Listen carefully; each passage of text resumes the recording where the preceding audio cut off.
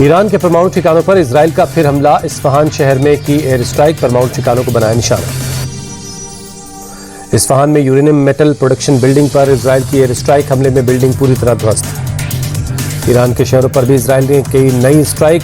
जांजान पर इजराइल का हमला, तेहरान के भी कई इलाकों पर अटैक। ईरान ने इजराइल के ऑपरेशन राइजिंग लॉयन के जवाब में ऑपरेशन ट्रू प्रॉमिस 3 लॉन्च किया था। इजराइल के तेल अवीव और यरूशलेम पर देर रात 150 से 200 मिसाइलें दागी गई। तेल अवीव के आसमान में देर रात देखी ईरान की तरफ से दागी गई मिसाइलें, कई धमाके भी सुने गए। तेल अवीव में गूंजते रहे खतरे के सायरन। ईरानी मिसाइल्स अटैक में तेल अवीव का रमतगान सबसे ज्यादा प्रभावित, कम से कम 9 इमारतों को नुकसान, 34 से ज्यादा लोग जख्मी।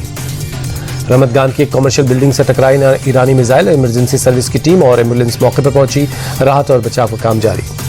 रमतगान में कमर्शियल इमारत पूरी तरह तबाह, इमारत के मलबे में कम से कम 15 लोगों के फंसे होने की आशंका, रेस्क्यू टीम मलबा हटाने में लगी है। सेंट्रल इजराइल में ईरान का बैलिस्टिक मिसाइल हमला, कई घरों को नुकसान, हमले में कम से कम 10 लोग जख्मी। ईरान ने यरूशलेम को भी टारगेट करने के लिए मिसाइल दागी, यरूशलेम के आसमान में रात भर दिखती रही मिसाइल की रोशनी। इजराइल ने एक्टिव किया आयरन डोम, ईरान के कई मिसाइलों को हवा में मार गिराने का दावा, नागरिकों को बम शेल्टर में जाने के लिए कहा गया। ईरान से पहले शुक्रवार को देर रात इजराइल ने ऑपरेशन राइजिंग लॉयन के तहत ईरान पर पहले हमला किया। ईरान के अंडरग्राउंड न्यूक्लियर सेंटर फोर्डो पर हमले का दावा।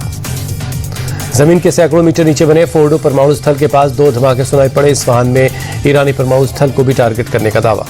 संयुक्त राष्ट्र सुरक्षा परिषद की आपात बैठक में ईरान के राजदूत ने माना, इजरायली हमले में 78 ईरानी नागरिकों की मौत, 320 से ज्यादा लोग जख्मी हुए।